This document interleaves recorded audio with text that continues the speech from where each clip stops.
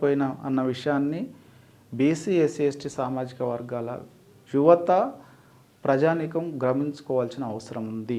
అంటే ఆ సిద్ధాంతాలు మనల్ని మోసం చేసినాయి, మనల్ని దగా చేసినాయి, మనల్ని పేదరికంలోకి నెట్టేసినాయి, నిరుద్యోగంలోకి నెట్టేసినాయి, అనేక రకాల సమస్యల వలయంలోకి నెట్టేసినాయి. కేవలం మనల్ని భ్రమలో, భ్రాంతిలో, అపోహలలో ముంచేసి మనల్ని 3 తరాల జీవితాలను, 3 తరాల ప్రజానీకాల జీవితాలను నాశనం చేసినాయి. కాబట్టి ఆ సిద్ధాంతాల వైపు మనం వెళ్ళవలసిన అవసరం లేదు.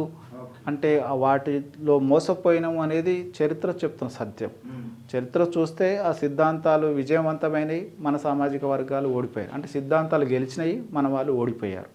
ఇక మనకు ఓటమి అనేది ఉండకూడదు మన సామాజిక వర్గాలకి అంటే ఖచ్చితంగా ఎస్సీ, ఎస్టీ, బీసీ వర్గాల ప్రజానీకం ఖచ్చితంగా సామాజిక న్యాయం, సోషల్ జస్టిస్ మూమెంట్లో మాత్రమే భాగస్వాములు అయితే మాత్రమే మన సామాజిక వర్గాల యొక్క జీవితాల్లో మార్పు వస్తుంది.